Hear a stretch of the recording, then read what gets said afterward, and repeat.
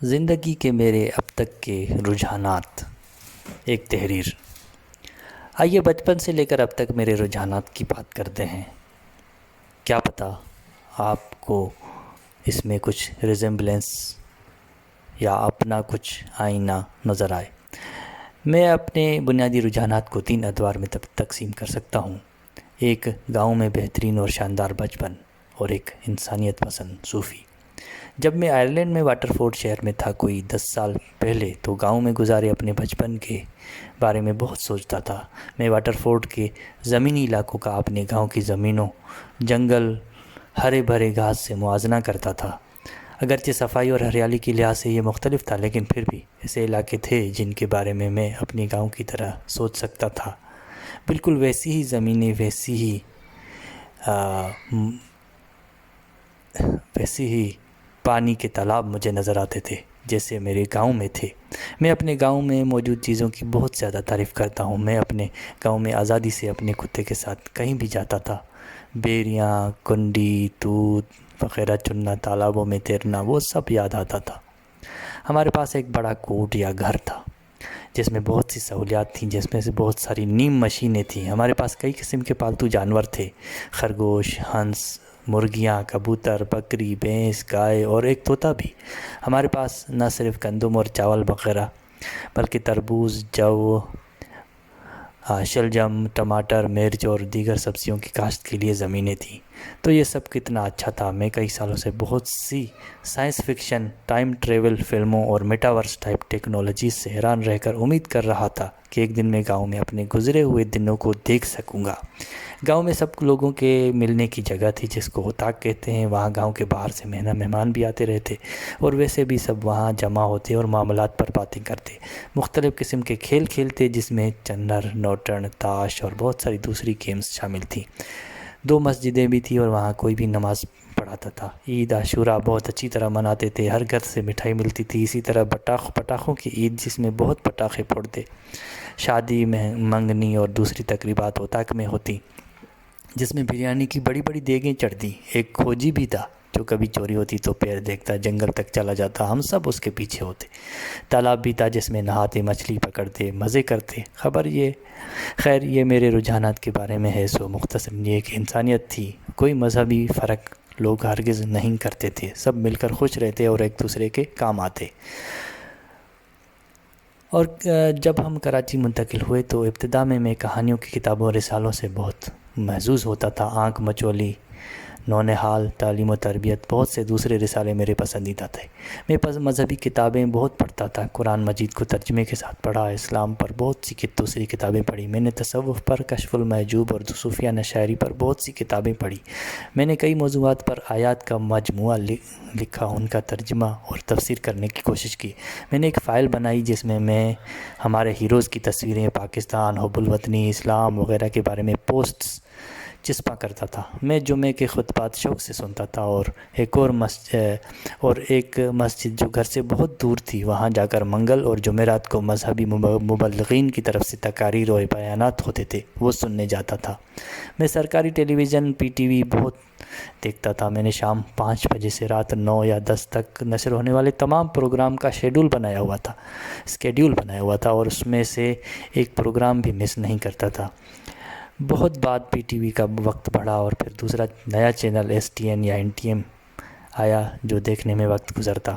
جب ہر سال کچھ مہینوں کی چھٹیوں میں اپنے گاؤں جاتا تو میں ریڈیو اسٹیشنوں پر سندھی اردو گانے سنتا، رات کو ہندوستانی گانے، شارٹ ویو پر کلاسیکل راگ، اور رات 8 بجے BBC کی خبریں باقاعدگی سے سنتا۔ بعد میں جب FM اسٹیشن شروع ہوئے تو میں ساری رات وہ گانے اور باتیں سنتا۔ ماہانہ روحانی ڈائجسٹ کئی سالوں سے میرا پسندیدہ تھا۔ میں بھی اپنے والد کے بک شیلف سے بھی کتابیں پڑھتا تھا۔ ان کو سمجھنا مشکل تھا، لیکن پڑھتے ہوئے مجھے کچھ اچھا محسوس ہوتا تھا۔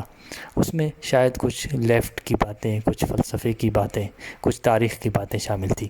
میں اخبارات، سنڈے میگزین اور بعد میں قوم پرستی، تاریخ، شخصیات، ادب پر کئی کتابیں پڑھتا تھا۔ بعد میں PTV اور دیگر چینلز کا ٹائم 5 سے 9 سے بڑھا کر 24 گھنٹے کر دیا گیا۔ 2008 میں مزید TV چینلز کھلے۔ شروع میں جو بھی پروگرام نشر ہوتے تھے میں نے وہ سب دیکھے، بعد میں مجھے انتخاب کرنا پڑا۔ پی ٹی وی کے طویل ڈرامے جو میرے لیے جنت کا سفر تھے، اور پی ٹی وی پر پاکستانی فلمیں ایس ٹی این اور وی سی آر پر بھارتی فلمیں کیسٹوں کی شکل میں۔ شروع میں مجھے ہندوستانی گانوں اور فلموں سے نفرت تھی۔ میں نے ہندوستان کی طرف سے نقل کی گئی فلموں اور گانوں کی فہرست بھی لکھی تھی، جس میں کوئی 80 گانے اور بہت ساری فلمیں شامل تھیں، لیکن وقت گزرنے کے ساتھ ساتھ میں بھارت کے خلاف ریاستی پروپیگنڈا سے تھوڑا باہر ہو گیا۔ مجھے مزاحیہ پروگرام اور کارٹونوں کا شوق تھا۔ بہت بعد میں نے اکثر کتابیں پڑھنا شروع کر دی اور ہر ماہ کچھ کتابیں خریدنے کا پابند ہو گیا۔ کچھ عرصے تک تو میں ڈپریشن یا اپنی احساسی کمتری سے مقابلہ کرنے کے لیے کتابوں کی کتابیں پڑھنے لگتا۔ مثال کے طور پر مجھ سے زیادہ میرے کزن کو اہمیت دی جا رہی تھی۔ مجھے سادہ بیوقوف سمجھا اور کہا جا رہا تھا، تو میں سارا دن کتابیں پڑھتا، اسی دن ختم کرتا۔ یہ کتابیں تھیں جنہوں نے مجھے سخت مایوسی کی حالات سے باہر نکالا۔ یونیورسٹی کے بعد میں نے ٹاک شوز دیکھنا شروع کر دیا۔ اخبارات میں مجھے جنگ اخبارات اور پھر بعد میں ڈان شروع ہوا تو میں نے خبروں کے علاوہ کالم بھی پڑھنا شروع کیا۔ میرے پسندیدہ کالم نگار ندیم فاروق پراچا، عباس ناصر، بابر ستار، حسن نثار اور بہت سے دوسرے شامل تھے۔ میں اپنے کمپیوٹر اور سونی پلے اسٹیشن پر سارا دن ساری راتیں گیمز کھیلنے میں بھی زیادہ وقت گزارتا تھا جو سعودی سے ایک رشتہ دار لایا تھا۔ میں سیاست، تاریخ اور حالات حاضرہ پر ایسے پروگرامز کا عادی ہو گیا تھا کہ آئرلینڈ میں پڑھائی کے دوران کالج کے کمروں میں چھپ کر دوبارہ وہ دیکھنے لگا۔ میرے ساتھ رہنے والے پاکستانی مخالف کیمپ کے تھے، جنہیں ایئر وائی نیوز، اسی طرح کے جعلی نیوز ٹی وی چینلز کی سے برین واش کیا جاتا تھا، اور یہ سلسلہ آج تک جاری ہے۔ بدقسمتی سے پاکستانیوں کی اکثریت ریاست کے ہاتھوں برین واش ہوتی رہتی ہے اور ذہنی طور پر مجبور ہوتی ہے کہ ان ٹی وی چینلز پر ہونے والے دلائل خریدیں، اور ان چینلز میں سے ایک ایئر وائی نے برطانیہ اور دیگر یورپی ممالک میں اپنا مقدمہ ہارا بھی۔ نمبر 2، انتہا پسند مذہبی سے انسان دوست۔ ہمارے گاؤں میں 2 مسجدیں تھیں، سب مسلم، لیکن اس کا انتہا پسند یا دوسرے فرقوں یا مذہب کے لوگوں سے نفرت کرنے کے احکامات کی اندھی پیروی سے کوئی تعلق نہیں تھا۔ ہمارے قریب شہر میں بہت سے ہندو رہتے تھے، ان میں سے بہت اچھے ڈاکٹر، دکاندار، اساتذہ شامل تھے۔ ہمارے گاؤں کے قریب رہنے والے سندھی میں ایک اوڈ کہنے والے تھے جو مٹی سے عمارتیں تعمیر کرتے تھے۔ یہ انسانیت پرستی تھی۔ وہاں رہنے والے تمام لوگوں کے درمیان مساوات، برابر ایک دوسرے کے کام آنا معمول تھا۔ بعد ازاں 90 کی دہائی میں اچانک ہم دیکھتے ہیں کہ پنجاب سے بہت سے مبلغین آتے ہیں، وہ زیادہ مساجد بناتے ہیں، مزید دفاتر بناتے ہیں، طالبانیت کی تبلیغ کرتے ہیں۔ آخرکار چھوٹی لائبریریاں اور وہ جگہیں جہاں ہم کتابیں پڑھتے تھے، ثقافتی تقریبات کرتے تھے، ختم ہوتی گئیں۔ ہمارے گاؤں کی مسجد میں بھی ہمارے اپنے امام ہونے کے باوجود نماز کے لیے باہر سے ایک امام مقرر کیا گیا۔ آہستہ آہستہ لوگوں کی برین واشنگ کی جاتی رہی کہ وہ دوسرے مسلمانوں سے زیادہ نفرت کریں جو ان کے خیالات کا اظہار نہیں کرتے، جن کا پرچار کیا جاتا ہے۔ میں ان کاموں میں اتنا مصروف نہیں تھا۔ ہمارے کراچی منتقل ہونے اور چھٹیوں میں اپنے گاؤں اور شہر جانے کی ایک اور وجہ